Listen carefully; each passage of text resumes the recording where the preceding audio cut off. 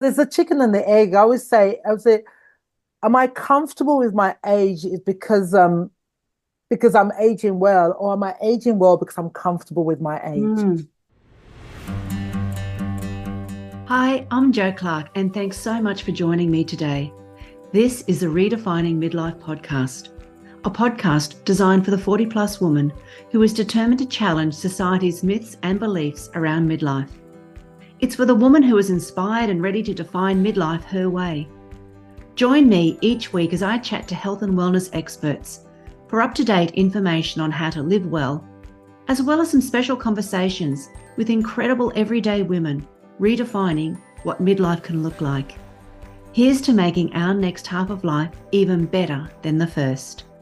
Welcome to episode 107 of the Redefining Midlife podcast. Today's very special guest is an Australian leader in the global positive ageing movement. She's attracted national media coverage in print and on the screen, including SBS, The Today Show, New Idea, Thrive Global, and The Guardian. She has also recently been named as one of Dare magazine's 50 over 50 in the category of thought leaders in recognition of her work as a modern ageing expert.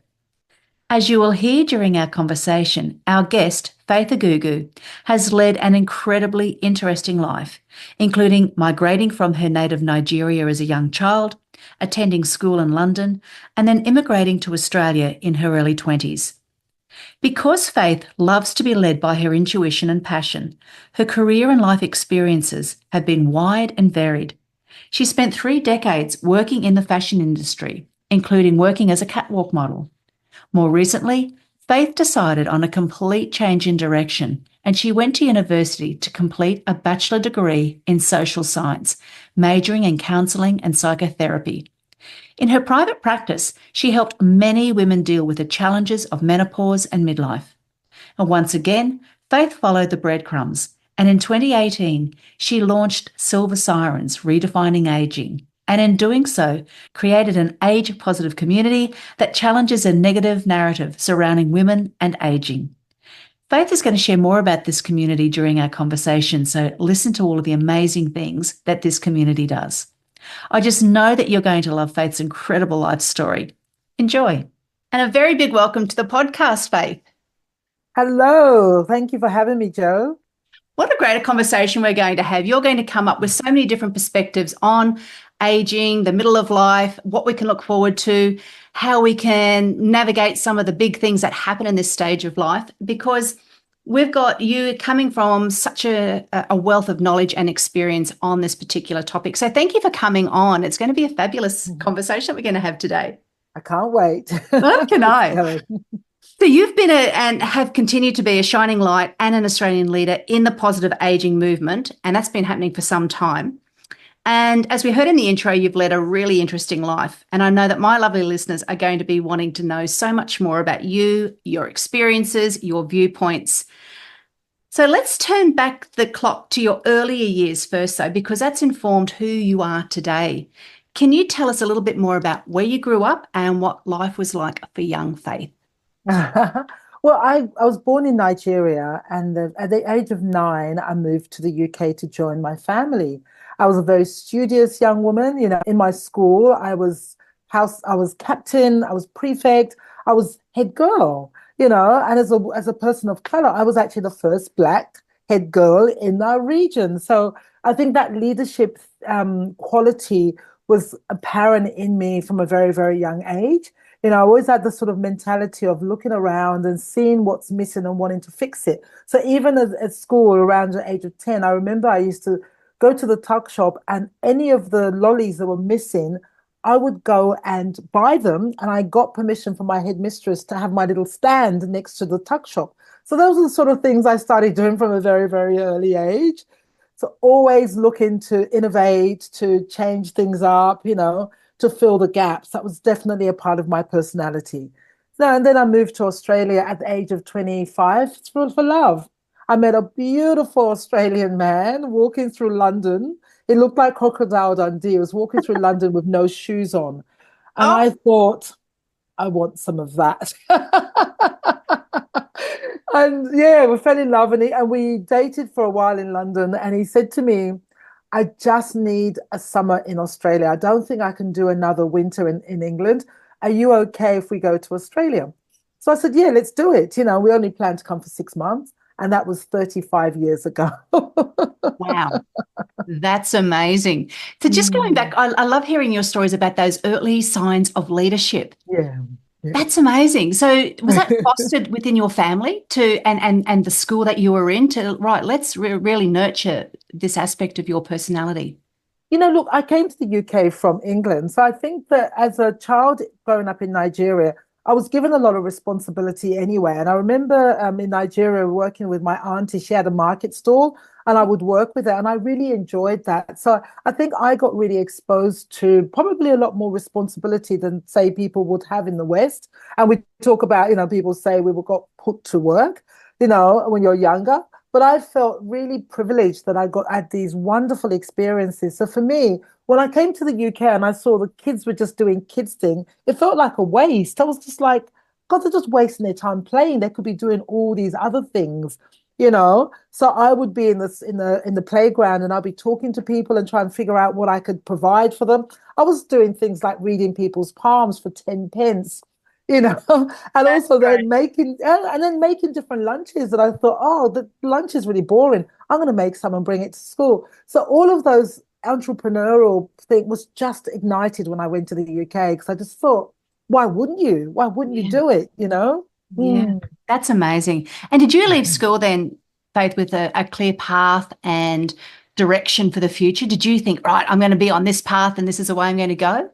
No, you know what? I had absolutely no idea. I mean, my very first job was not a paid job, was actually a volunteer role. I worked with a community that supported children from disadvantaged communities and areas, and from disadvantaged families. And for me, my father was also he was very much a man that did work for the community. He was very, very much that sort of change maker. It was the person that created our state in Nigeria.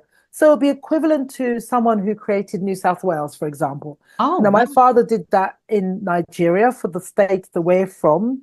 So I always learned from him that life was about what we could give to our communities. So my very first job when I left school was then doing this unpaid role because my idea was we give back. So I did this role for a year. And then from that, I was walking down the streets of London and I got poached as a model.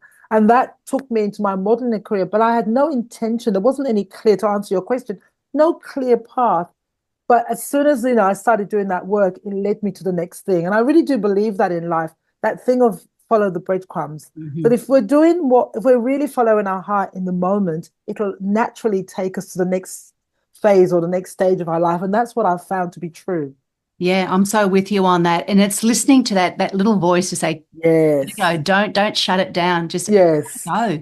Isn't that Yeah. lovely? That and you can see that theme of giving and giving back is Mm, so weaved, intertwined into who you are as a person from mm. those young years through to what you're doing now. So I just love that thread and thank you for Thank sharing you. that. That's really Pleasure. lovely to see Mm. that and hear that. So you obviously you said you had you came to Australia when you were 25 Yeah. and that was through a relationship that you had, and I Yes. just love Yes. that everyone's experience is so different with Yeah. with love, with having family. Mm. What, and if you're happy to share, what were your experiences of that time and where you are now? What did that bring you? Yeah, look, relationships are quite an interesting part. I don't think I was a person that was very good at relationships until now, and I think that as I'm a therapist, I'm always kind of working out in my mind the reasons why, and I think that when I was younger, you wanted the next shiny thing. I always had very, very attractive men, but there may not be men that were actually emotionally available or men that I could spend my life with. And a number of those men, especially the man that I came to Australia with, I really thought that was going to be the person that I married and had children with. We stayed together for about 6 years, but he had other ideas.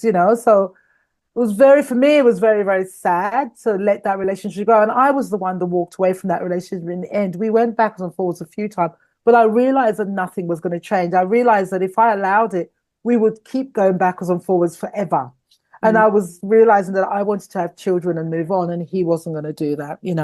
And then I had a few other relationships, again, not very successful. And as I started to reach my end of my child rearing years, I became desperate, and that's the truth. And I wouldn't have thought myself as desperate then, but looking back, yes. And I made some choices in relationships that weren't necessarily great, but I thought that they wanted the same thing. And then at one stage, I got engaged and I got pregnant, and I realized that this person was very unhealthy, very toxic. And I made the decision that I was going to terminate that pregnancy. And that was probably one of the most difficult things I've ever done, because I've always thought to myself that if I got pregnant after 30, I would definitely have the child. So I'm a childless woman, so I've gone through a whole process of, terminating that pregnancy, then realizing that that was going to be the only pregnancy that I had, went through a whole load of emotional distress and depression around that, and then moved through the process of being childless to being child free. And child free means coming through that and feeling empowered through my life situation. So it's been quite an interesting journey. Yes. And what a huge decision for you to make back in that stage. But it's also really, it's one that came from a place of you knew what the future was going to look like. That's right. Yeah, it was a deep no. I really got a real strong sense. It was like something out of me was speaking to me. And it was like, if you have this child with this person, it's not just about you, but your child is going to have to share parentage with this man. You don't like him. What gives you the right to subject your child to him? Yes. That was the message, and it was very clear, and I still get goosebumps saying it now because it was so clear. Yeah, well, I knew that I couldn't do it. The words that you yeah. Yeah. I knew that I couldn't do it to her, and I felt it was a her. I always felt that my child was a her. I knew I couldn't do it to her. I just couldn't. Yes. And did you have support around you at that time when you were making, all that's a big life decision and a big change that from what you thought it was going to happen?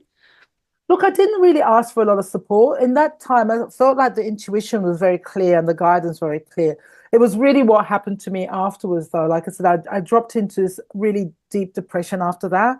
And it really took me down the line of alcohol use. So I went through a stage of just really heavy use of alcohol.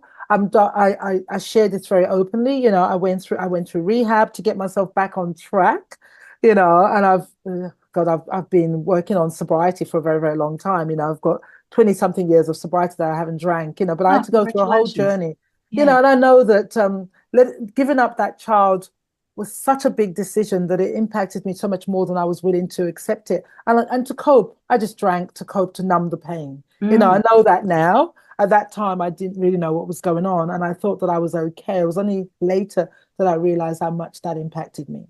Yes. Isn't it wonderful the insights that you have now looking back on your younger self to be able to dig, that's why that happened and this is why I would have done it. It's really quite, and that's the wisdom that I think is beautiful at this stage of life, and that will take us further to make decisions that might be healthier for us in the long run. Yeah, 100%. Yeah. So, Faith, then you have, and you spoke that you a little bit about you were spotted on the streets to become a model. So that whole idea of your love for creativity and fashion was obviously fostered then. So can you tell us a little bit about that time? Because that was a part of your career from what I, read in your bio for about 30 years. And that's a long time. Yeah, it was, and I never tended to go out and be in the fashion industry, and I'm from a family that's quite academic. My father's about education. So for me to think about the fashion industry, it was not something that I would have taken very seriously. But again, following the breadcrumbs, it happened very organically. Wasn't looking for it. I was in the streets. Somebody came up to me. This person ran a co-op for fashion designers. They were going to be putting on a fashion parade. They were looking for models. They thought I would be good. I said yes, of course. And I dragged a friend along too. And we just had a ball. And you know what? I loved it. As soon as there'll be that thing, and I still get it now, that I get so nervous before going on stage. But as soon as I'm on stage, it's like another part takes over. This character, this person just got up there, was very confident, could play with the audience, could really charm the audience. And it happened really naturally, and I didn't know that part of me was there. And that's pretty much how it developed, very, very organically. And I did loads of fashion shows. Mainly fashion shows were my favorite. I did a lot of photographic too, but fashion shows were my favorite because there was a sense of performance. And then when I came to Australia, then in the fashion industry, some of my friends that I'd known in London, they were Australians. They were living back in Australia. So when I came back here, I bumped into one of them on Oxford Street in Sydney, and they said, "Oh my God, you're in Australia. Are you looking for work?" And then again, that's when my career in the fashion industry started there. And I started just, again, started up just working in retail, but I ended up becoming a stylist for Mushroom Records. I ended up teaching at FBI Fashion College for about 20 something years, and that's great. And then I also opened my own fashion agency called Raw Fashion Agency, and I represented fashion designers in PR and sales for 14 years. So again, didn't ask for it, all came very, very organically. But those years served me so well. And a lot of people say negative things about the fashion industry. And I would just say it's a bunch of hardworking, mainly women, like in a lot of industries, and I have a lot of respect for that industry. It really served me well. What's one of your favorite experiences from that time? Oh my God, I have quite a few. Look, I loved traveling and I loved traveling overseas. I remember we did a trip to Italy. And it wasn't Milan or anywhere big, but we went to Bergamo, which is up north, to do a fashion show. And that was just fantastic. One, it combined my loves of travel and fashion and being in this beautiful town. We were just treated like royalty. We had all the lovely VIP treatment. It was just lovely. You just felt special, felt very otherworldly, and that was great. And I was a young girl, and the attention, I really loved the attention then. Yes. And do you miss that part of your life, or are you still able? Not at all. It's funny, not at all, because I feel like I grew out of it. And this is such a perfect segue to my life now. Yeah. I felt that I got to the end of that life where, I had a fashion agency. The expectation was that I go to parties and events. I was getting tired. I was in my late 40s. I was getting tired. I was sending my staff. People wanted to see me. And I just thought, you know what, I don't want to do this anymore. And fashion is a young person's game. And Mm. for me, I had aged out of it, but not that the industry aged me out of it. I had aged out of it. And that took me to my next career, because I made the decision that in my next career, I wanted to have 3 points, 3 qualities of this next career. And one was that I was sitting down, because in fashion, you're always running around. I spent decades in retail or other things. You're always running around. So one, I was sitting down. Two, that the hourly wage would be really good. And three, that I would get better as I age. So they were my three. So I was aging out of fashion. I wanted my next career to be something that I would age into until I dropped off my perch, you know. That's amazing. And this is exactly it with a therapist. You can do it right to the end. Well, that's it. So why did you choose that? What was a catalyst for that particular career? So yes, it ticks all of It those. ticked all those. But there are a few careers that could do that. So why? Yeah, there are. That particular one is that I'd done, while I was still doing fashion, I had done an energetic healing modality, which I loved. And it was extremely thorough. It was a year and a half of training. And I kind of had a few clients here and there.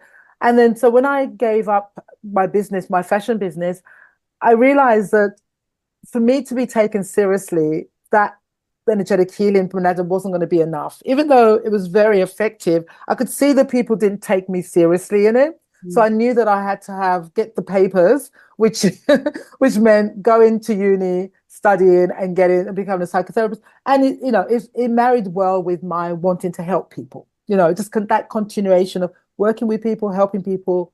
That's why for me it fitted perfectly. Yeah, right. And how many years did that take then for you to go? It was 3 years.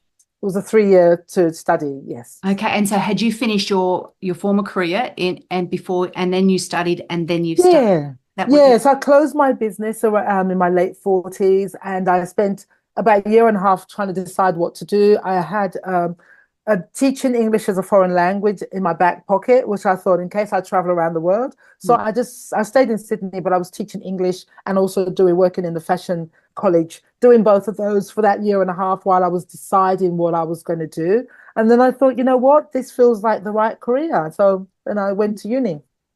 Oh, that's so interesting. And for many women then, Faith, in this stage of life, you've gone through that big career transition. That was a big wake up for you to decide, right, I'm going to leave that. That was a really big part of my life. It's not going to be my future. Yeah. What other transitions, like big life transitions, have you found as you're going through sort of your late 40s into your 50s. I'm not sure how old you are now. So I'm 59, so I'll be 60 next year. Oh, big one. Okay, so Yeah. you've got all of your 50s that you've experienced. What are some of Mm. the other big life transitions that you've gone through, say, in this decade?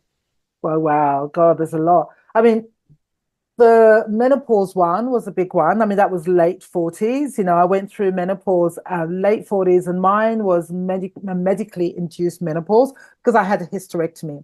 And Right. that forced me into menopause, and the funny thing about menopause is I hadn't had a conversation with a single human being about menopause until I experienced it. That's the level of taboo and secrecy that It's surrounds the insane. subject. It's changing, Yeah. and it's changed a lot since then. But when I look back, I think, wow, never thought about it. Mm. So that menopause was a massive transition for me. The other transition too was, I know that's similar, but transitioning out of motherhood, that was a big one, to kind of really let go of that, to say, I accept that this is not going to be part of my life. So that was a massive transition too. And certainly the transition around, we said about the work, and then transitioning from around, for me, around the relationship stuff. So I moved, for many, many years, I was a single woman, quite happy about that because I didn't want to compromise. So transitioning into then being in a relationship, I've got a very beautiful, strong, solid relationship now, which I'm so grateful for, because that companionship, it's just beautiful having that companionship as we age. So those were my 50s, probably the big transitions that happened in my 50s. Yeah, yeah. It's amazing, isn't it? For some women, it can be extended period of, it's nice, smooth one transition and going gently into another. And for some, it can just be this whole roller coaster Yeah, happening all at the one time. So I yes, felt like mine was a roller coaster. yeah, me too. I'm with you there. So you work with women in your practice. What are Yeah. some of the common elements that you've noticed for, the midlife woman in this stage? Yeah, look, there's a few.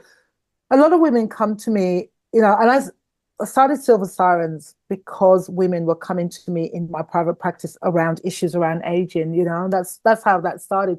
And a lot of the issues were around relationships. So, a lot of women will come in midlife and they would have that sense that my relationship, my husband and I have grown apart, or my partner and I have grown apart. I want a divorce. I think it's time to divorce. I don't think we'll ever get back together. I don't think we'll ever work it out. Mm. And I usually find I get so excited because usually this is an opportunity for them to actually design their relationship. It's not, for most people, it's not about leaving. It's that, you've grown apart because of life circumstances have changed.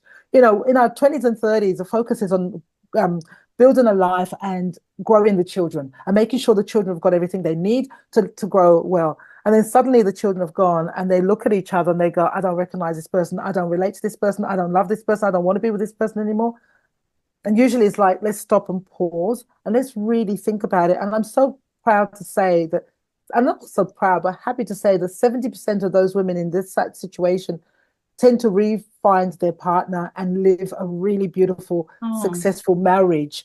Because it's almost kind of like they've gone in different direction, or they've grown different levels and they need to kind of catch up again. It's almost like yes. they have to kind of find each other. So a lot of people divorce without doing that work, and that makes me so sad. And I wish that couples that are in that situation where they're unsure is to stop and get some support around really, really assessing whether it's just a case of re-meeting each other, or Yeah. whether the relationship is really gone. Yeah. So the relationship stuff is one area, and then the transition. So again, a lot of women say, I'm at this stage in my life, I know I don't want to do what I'm doing, but I don't know what's next. I'm really confused. I'm Mm. told that my 50s, I'm over the hill. There's no point me planning anything new because it's nearly all over anyway, but I don't feel like it's nearly all over. I feel like there's still a burning thing inside them, but I don't know what it is because they haven't had the conversations, or they haven't had the role models to show them that this is just a second chapter.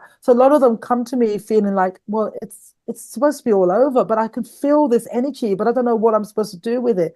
And that again makes me really excited, because I Yeah. know through my work in Silver Sirens that the best is literally just around the corner for those women. And That's you and I it. are testament to that, aren't Yeah, we? that's right. Yeah. And the other thing that comes around for a lot of women is the change in the bodies, and this one, there's quite a lot of women come in quite upset about this, if they've, especially if they've been slim most of their lives, the average woman's like, okay, a little bit more lumps and bumps, but the women that have, been really healthy and slim without making any effort, suddenly they get to a certain age and all these lumps appear and they're like, what's going on? I've lost my attractiveness. I've lost my value because I no longer am considered attractive. People see me as invisible. People don't look at me. I'll go into places, everyone ignores me. And those are the women I find too quite fascinating because what I find is that idea of invisibility. Yes, there are, women in the workplace are often overlooked. There are those examples of invisibility that are right. But what I find is that they start to become invisible to themselves. It's like a mental thing that happens to them. And I say the first thing is they've got to start to see themselves as this woman of this age. You're no longer 20, but you're there. Do you see yourself and love yourself and accept yourself how you are now?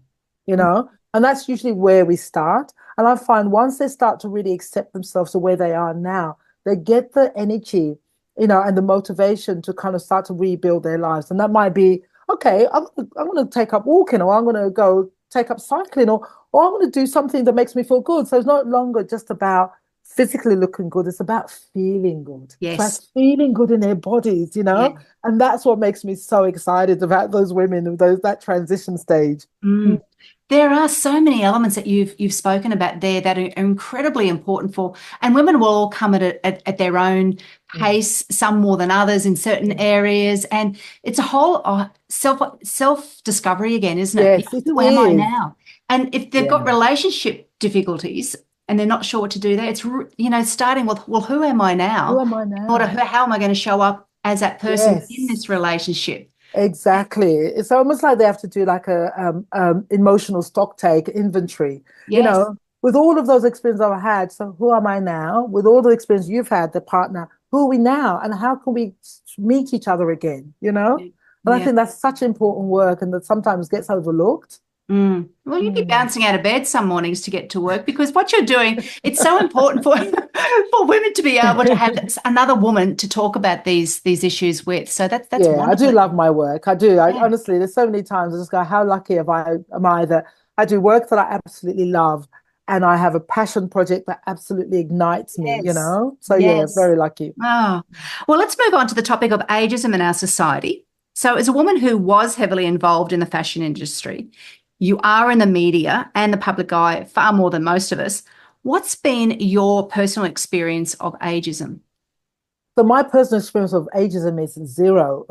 Is that right? I love I've had hearing. Okay, so no experience of ageism brilliant. Tell us how and why whatsoever. that is. Look, I think number of things. One, I've always worked for myself.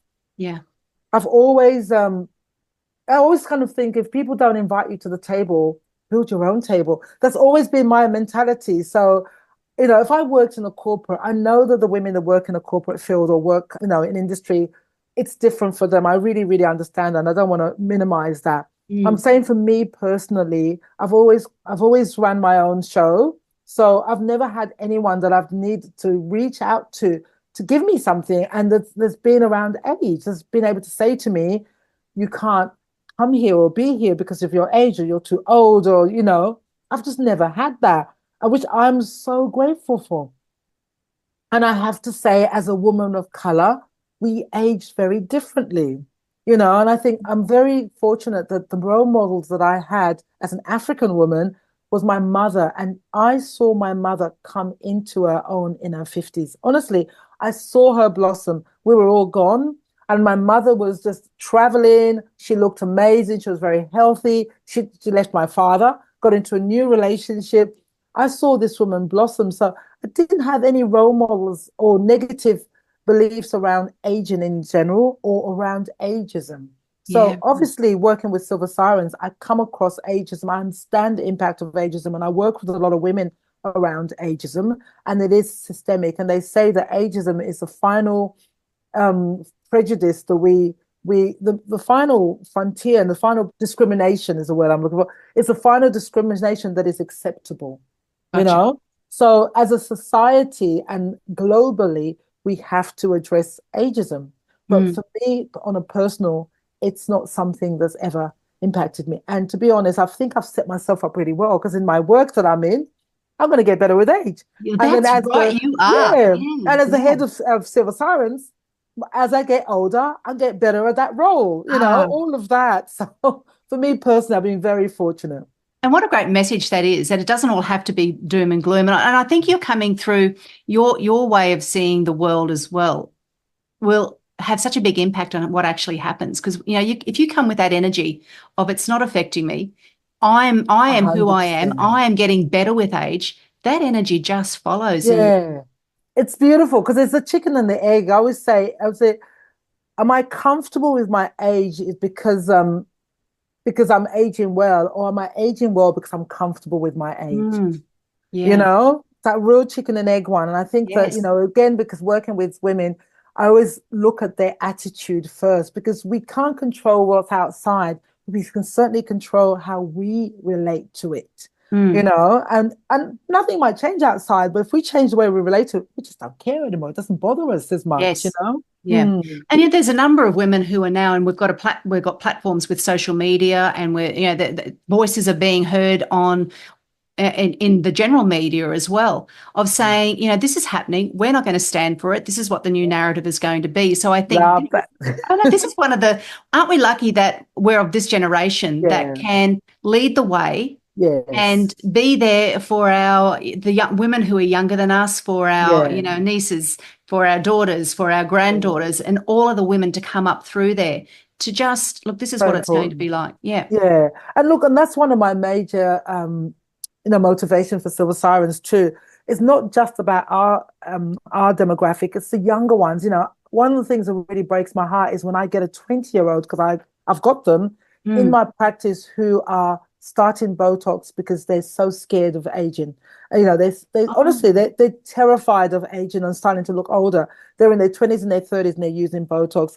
And for me, Silver Sirens is about being role models and making aging aspirational because we're showing them there's a huge life ahead of you. yeah. You don't get to 40 and then it's just downhill. There's a huge life. So I think we have a responsibility as older women to really Yes. model that for our younger women, for Yeah. sure. Yeah. I agree with you. It is a responsibility, and one that we should take seriously. Seriously, I agree. You Very don't know serious. who's watching either. You You're don't like, know. That's yeah, exactly it. yes. Mm. And so, Faith, what would you encourage all the women who are listening to the podcast to do when they do encounter ageism? Because it's not always going to be rosy. For some women, it's going to be Yeah. something that is going to be, a part of their life. So, what could Yeah. they do? I would challenge it. I think, quite often the people that are being ageist, they're quite unconscious about their ageism, their Yeah. ageistic way. They are. They don't even realize quite often that they're doing it. So I think that we have to call it out. We have to say it because we will never change anything we're not conscious of, nor would we change anything that we don't talk about. Quite often, everyone's just silent about it. I don't want to rock the boat. I don't want to take a risk of losing my job.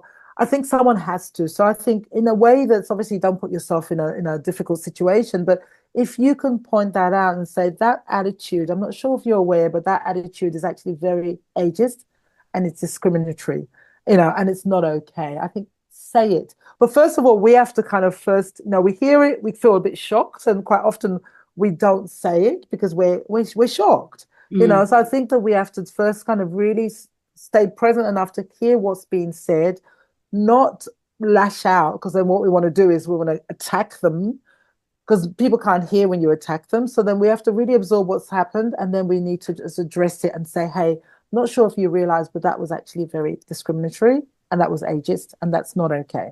Yeah. So I think we call it out and then we start partnering with people that are working to make the change. There's lots of amazing organizations. Silver Sirens, through month of, I think it was July, we did a whole series on ageism. So there's a lot of amazing organizations out there doing really, really good work to change this narrative around ageism on a real governmental level, Mm. the Mm. systemic level. And that's what we need to do because we're growing, we're living in an aging population. Yes. Every single person on the planet, if they're lucky, is going to age. If they're lucky, are going to age. So if you're 20, it's going to affect you eventually. Okay. Yeah. So we're doing each other, we're doing ourselves a service for all of us and the future ones for us to address this issue and to really start making changes on a systemic and governmental level. Yes. So it's not a woman's problem, it's a No, societal problem. And we need to make sure no. men are invited to the table when we're having Yeah, these important yeah. discussions as well. Look, I think what makes me laugh sometimes is when I talk to some men is this is usually the first time for a lot of men experience Any discrimination. sort of, that's right. Yeah. And I laugh because they'll go to me, this is disgusting. This there, and I just go, join our world. Yeah. Yeah. So for them it's really hard. It's an affront and it's a shock because it's the first time it happens for them. So we've got a lot of men on this bandwagon because it impacts them. Yeah. So it's not just women. I find there's actually probably more men around this ageism conversation than there are women. It affects women certainly in a different way, but we're used to navigating discrimination. So we handle it much better. Yeah. Yeah. Well, that is an interesting point because you're so right. Sexism, ageism, and then, for yourself, you would have encountered racism as well. Yeah. So you would have so many tools in your toolkit. Very skilled, very skilled. Bring it on. I love these conversations because the work we do is so similar in many, many ways. And when we see this as an opportunity for personal growth, to explore those new careers, new friendships, new relationships. So it's really wonderful that even though, there are shitty times that are happening and there are shitty times that are going to happen in the future, that's a given. I mean, life is going to happen to every single one of us. But we are now seeing our life and creating our life through the eyes of our past experiences and having that wisdom. And I'm just loving writing these chapters of my life and knowing that I've got the agency to do that. What are you looking forward to in, your future chapters? What are some of the things that you're just busting to get to do? Look, I'm just looking forward to so many things. I see myself as that 80-year-old, in my 80s, in my chair. It doesn't have to be a rocking chair. And just looking back and going, oh my God, those last 30 years were phenomenal. Yeah. They interviewed Oprah Winfrey once and they asked her what her favorite song or what she wants her dying song to be. And she said, Use Me Up by the Withers. And that idea of she wants every single piece of juice in her life to be squeezed out. And I love that. I love that idea of feeling like when I get to the end that I've really wrung every bit of life out. So my vision is that I continue to grow as a therapist. And I've got this wonderful vision of shifting from one-on-one practice to doing more retreats around the world. And I'm going to Kenya to look at, in a few weeks' time, to look at resorts along the East Coast to do some retreats in the future. And I've got women from Silver Sirens that want to be part of that. So we're going to do Silver Sirens ones, especially, and for my other clients. And I have this wonderful vision of Silver Sirens becoming a global platform. At the moment, first was Sydney. This year, we're now going around the country. So a global conversation, a global sisterhood of women who continue to uplift each other as we get through this next stage of our lives, and beyond. So I've got really big wishes. And just one of my other little dreams is my partner's an artist, and I have this dream of us having this beautiful home in the country somewhere in the bush. And I love cooking. So once a month, I will do these long tables and I'll do a curated menu with food from our garden. And he will paint, and he's also a musician and play music. And we'll invite our friends once a month. And that will be my gift back to my community. So that's what I'm going to be doing in my early 80s. Oh, look, and you're lit up as you're talking about all of these things, and it's going to happen. So excited, yeah. Isn't that wonderful to have that enthusiasm this is what's going to happen, and because it's decades. Yeah, we've got decades for this. Look what's happened in your 50s. So God knows what's going to happen. I'm so excited by 60s. So the next 2 decades are going to be big. They are. So you've spoken about Silver Sirens quite a bit in during our conversation. So I really want you to talk about this organisation, this amazing community that you have founded and continuing to foster and grow. And it's such a great name, Silver Sirens. I mean, it says it all. So can you tell me why you created the community and how does it help women? Yeah, look, I love the name first. Let's start with the name. Yeah. When I was doing research, Silver Sirens began in my private practice. Again, like I said, my very first year of private practice, I hadn't thought about aging or even really thought about who were going to be my clients. But just very organically, women was sent to me. Friends sent me friends who they knew were struggling with aging. They knew that I had a quite a positive view on aging, so they just sent them to me. And then I worked with these women, and they started to refer other women. So at one stage, there was 10 women in my really young practice, 10 women, and we were just doing work on aging. And I thought, I understand that the fashion industry is ageist, but it's everyone else. Is it that prevalent? And when I did the research and thought, oh my God, it actually is, then I had no idea.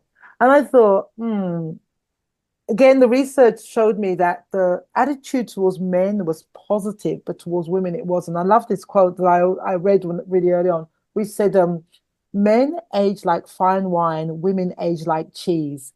And that got my goat. I just Oh, yeah, your yeah, face. yeah. When you smelt some of those old cheeses. Mm. So when I thought, so the narrative around women and aging is so negative, and whereas for Ah, men it was like silver foxes, and they were like dashing around in sports car.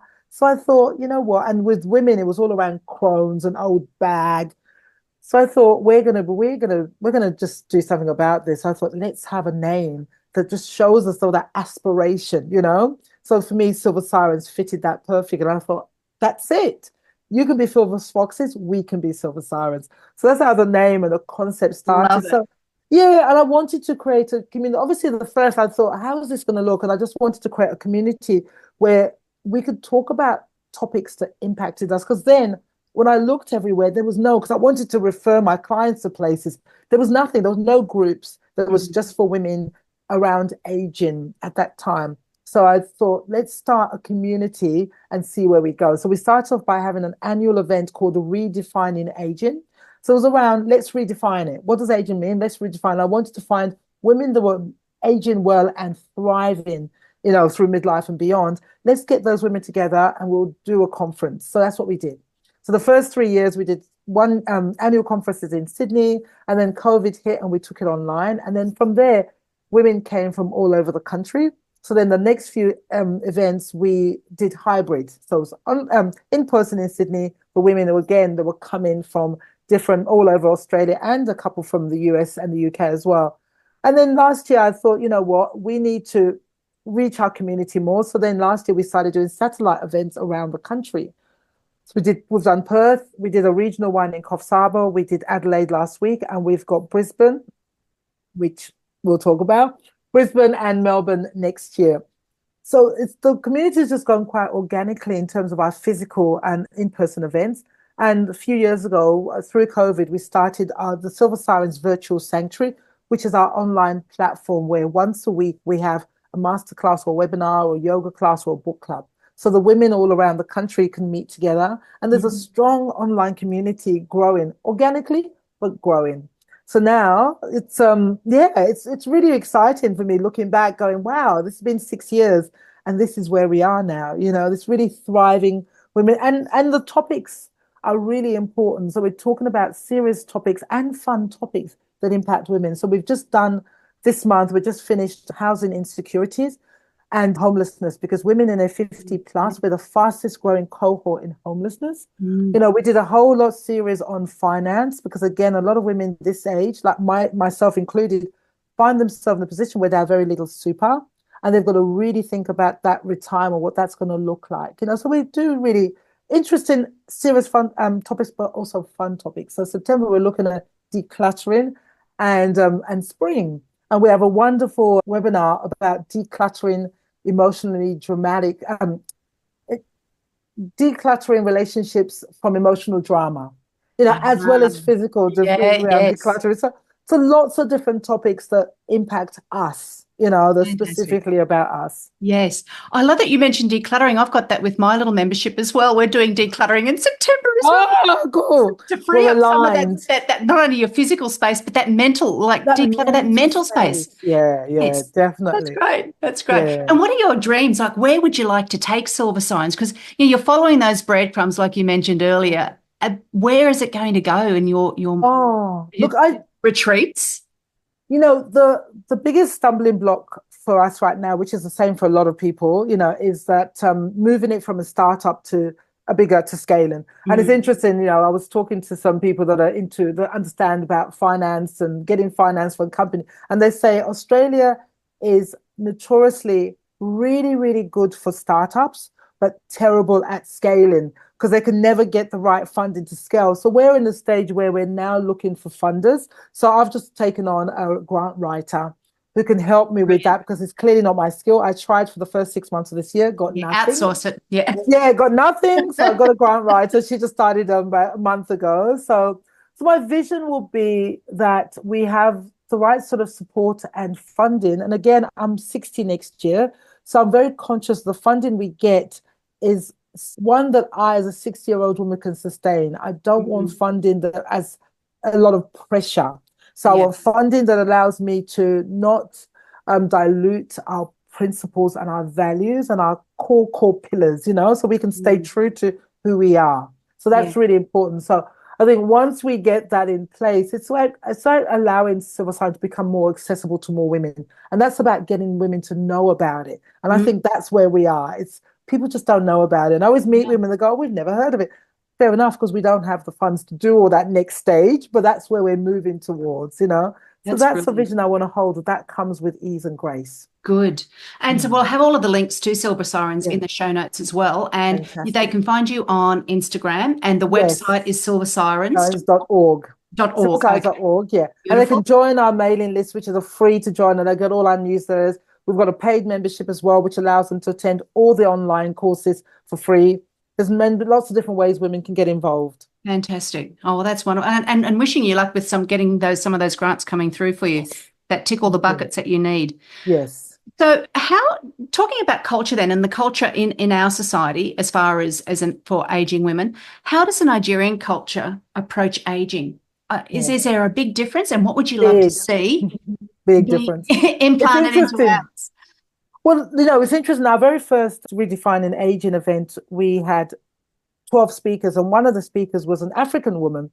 And when she shared about the difference in the attitude to aging, where, in African culture, we respect the elders, we revere the elders. The eldest person in the room is the most important person in the room. There's an African proverb that says, when an old person dies, a library dies with them. So that idea of mining the wisdom of our elders, whereas here, I feel like in the West, once you get past a certain age, you're not useful anymore. You're just put away to pastor. That breaks my heart. I feel so passionate about that. Whereas in our culture, we were really taught that to really love, nurture, sit at the foot of our elders so we can get all their wisdom from them, drink it all up. That's the way we grew up, So my mother was always she just kind of had that thing as she was getting older, she felt more empowered, more in her body, more beautiful even, because she was getting older. So that's the role models I saw. And I laugh because the West has infiltrated so many places that even though I say that about Nigeria now, I know that all of those are changing too because of, again, everyone's watching Netflix and everyone's pretty much doing the same thing. So I know it's quite a romantic view, and I know that it's probably not so up to date. Yes, generally we still hold those views, but certainly the impact of the West is starting to seep through. Gotcha. And I think that's the biggest difference. And I think that's why I have the attitude I have, because I didn't have any negativity around aging to dismantle, and I think it's hard when you have to kind of get rid of the old attitudes that's not serving us. I didn't have anything to dismantle anyway, so it made it easier for me. Yeah. And is your mum still alive, Faith? Yeah, she is. I'm going to be seeing her on Monday. So how wonderful. To go and spend, she's getting much older. She's 89 this year. Oh, bless her. We thought she were going to lose her a few years ago. We actually did all her funeral plans because she's very organized. We picked everything. And then she turned around last year and said, you know what, I've decided I'm going to stick around to my 90th. I want a 90th birthday. So I'm going this year to organize her 90th for next year. So, so she's still alive, and I'm so grateful for that. Oh, you must be so looking forward to spending some time with her. I know you'd be just wanting to get your hands on her. Yeah, I do. So who else, apart from your mum, who else has been an incredible mentor or role model for you? Funny, I always come back to it's my mother. I'm not one of those people that have mentors that famous people as mentors. Not really. That's not really do it for me. I've got women in my life. I'm very fortunate. I have 3 women in my life who I consider as my mentor. I have a spiritual mentor, and she's just a real guide, and she comes to all my Silver Sirens events. So I know that she sees me in my playground, and I know that she can she can pick if I'm not being authentic. For me, it's super important when I'm doing Silver Sirens that I'm open, I'm vulnerable, I'm authentic. So I love her being there because it keeps me Mhm. accountable, Mhm. And I Yeah. always say our mentors don't only hold us accountable, they hold us. And I actually spoke to her yesterday, just saying before I leave, and I said to her, I just want to thank you for the gentle way you hold me, you know. And she really does. She just really holds me. So she's my main mentor. And I've got a business mentor, and I also have a financial mentor because I was one of those women that didn't make wise financial decisions growing up. Yeah. So now in my 50s, I've just had to kind of really take hold of that, because I know I want to retire strong. I know I want to work to the end, but I also don't want to work as much. Yes. That's really, really important to me. And I want to have that choice. Yeah. Yeah. What advice would you give another midlife woman? Just one Mhm. piece of advice, if you could, out of everything that you've got, what would you say? Yeah. Look, I would say get out of your own way. If there's any part of your mind that believes that it's too late for fill in the blank, I want you to smash that. That's not true. I want you to challenge your notion, and I want you to look to role models that are doing the exact thing that you want to do, because there are women there. And you said it before, we cannot be what we cannot see. Find those people, see those role models, and keep an eye on them, follow them. Brilliant advice. And finally, our wrap up question is and this is, I was grinning to myself when you were talking about this before. What do you hope 80-year-old Faith is going to say about current day Faith? Oh, yeah, I would say that she was really brave. Like a lot of us, we have self-doubt, especially through my 50s. I would say I'm getting better, but there was a lot of self-doubt, a lot of second guessing. I would just say you were so brave, my darling. I love you so much. You were so brave. Thanks for just pushing through when things were really hard. That's what I would say to her. Oh, that is beautiful. Well, Faith, thank you so much for just an incredible podcast episode for Thank today you. and for sharing your wisdom, your absolute exuberance and joy for this stage of life and how Thank you. infectious it is. And everyone, you can find all of the links to Faith in the show notes as well. So thank you so much, Faith. Thank you. Thanks so much for listening and sharing your time with me today. I'd love you to hit subscribe on Apple Podcast or your favorite podcast app to keep spreading these empowering messages. Please share this podcast with other incredible midlife women in your world. Join me again next week for another redefining midlife conversation. Thanks again for tuning in.